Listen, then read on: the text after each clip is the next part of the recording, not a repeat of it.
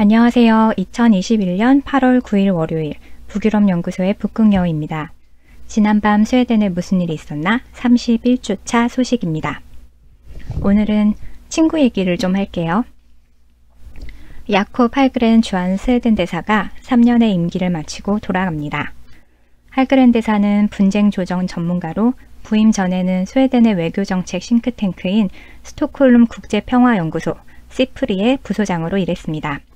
시프리는 북미 정상회담의 사전 조율을 주관했던 기구로 많이들 아실 거예요.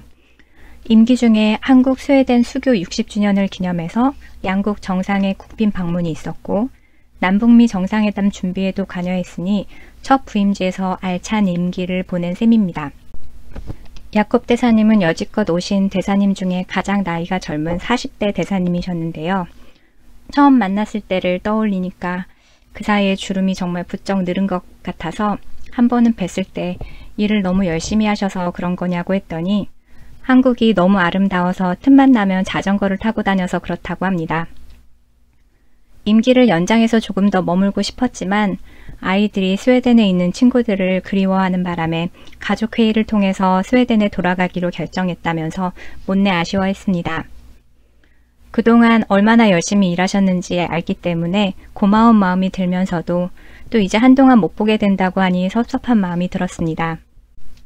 야콥 대사님도 저 못지않은 범죄소설 애호가라 만나면 책 이야기만으로도 한두 시간이 훌쩍 지나가는 친구이기도 했고 또 서로의 문화에 대해서 궁금한 점이나 의견을 솔직하게 주고받는 동료이자 좋은 스승이었습니다. 처음에 야콥 대사님을 만난 것은 스웨덴의 핵심 가치인 라곰에 대해서 좌담을 하는 자리였는데요. 제가 시작하기 전에 야콥이라고 부를까요? 대사님이라고 부를까요? 하고 물으니 에이 스웨덴 문화 잘 알잖아요. 나 여기 오니까 다들 너무 공손하게 대해서 무척 어색합니다. 야콥이라고 불러주세요. 나도 이름으로 부를게요. 했습니다. 그래서 저는 사석에서는 야콥이라고 부르고 사람들이 있는 데서는 대사님이라고 불렀습니다. 야콥 대사님은 궁금한 것이 무척 많았습니다. 더불어민주당이 민주당이고 김대중 대통령이 속했던 새정치국민회의였다가 열린우리당이 됐다고 하자 외우는 수밖에 없겠다면서 학구열을 불태웠지만 지난 선거 때 창당한 열린민주당과 더불어민주당의 관계는 도무지 이해하기가 어렵다고 하셨습니다. 국민의힘당과 자유한국당, 미래통합당, 새누리당은 무엇이 다르냐며 혼란스러워했고 신한국당 얘기까지 나왔을 땐 더 이상 묻기를 포기한 듯이 보였습니다. 하긴 100년이 넘도록 당명이 바뀌지 않는 나라에서 왔으니 그럴 법도 하죠. 그 밖에 노동조합이 의무휴가제를 반대하는 이유가 뭐냐, 북유럽에서는 페미니스트가 아니라고 하면 눈총을 받는데 한국에서는 왜 페미니즘이 그토록 지탄을 받는지도 궁금해했습니다. 본인이 이해하는 페미니즘은 모든 이에게 기회를 주고 잠재력을 끌어내는 것이라며 페미니스트 정부를 지향하는 스웨덴을 대표해서 대사관의 운영에도 이를 적용했습니다. 대사님은 만나서 보면 굉장히 똑똑한 한국 여성이 많은데 대사관이 주최하는 행사에 대표를 보내달라고 하면 왜 항상 중년 남성이 오는지 궁금하다며 이후에는 되도록이면 여성 전문가를 발굴하는 데 힘을 써달라고 말씀하셨고 그래서 지난해 스웨덴 대사관이 주최한 행사의 발표자 구성비를 보면 여성이 49.5, 남성이 50.5%입니다. 한 번은 이런 일도 있었습니다.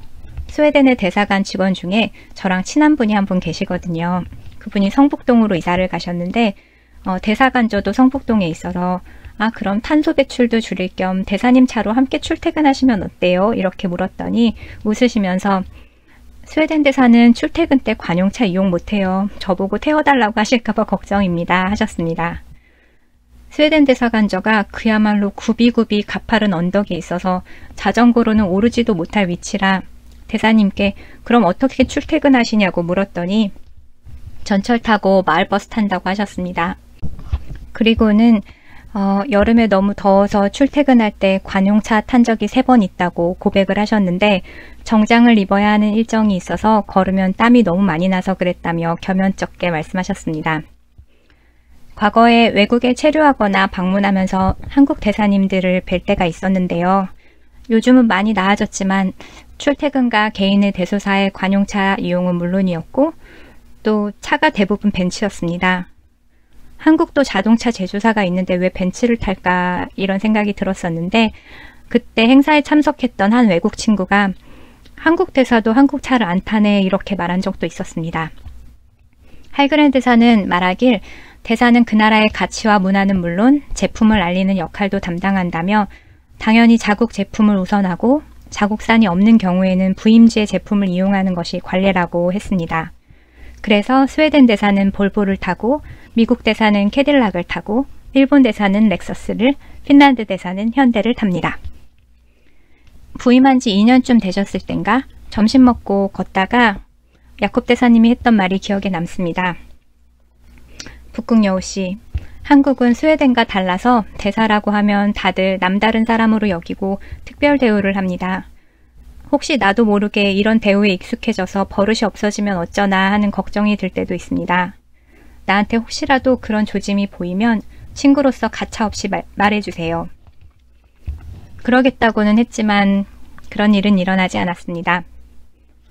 이안을 앞두고 후임 대사는 스테판 레비엔 총리가 방한했을 때 실무팀을 책임졌던 외교통이라며 총리의 의중이 반영된 인사라고 귀뜸해 주었습니다.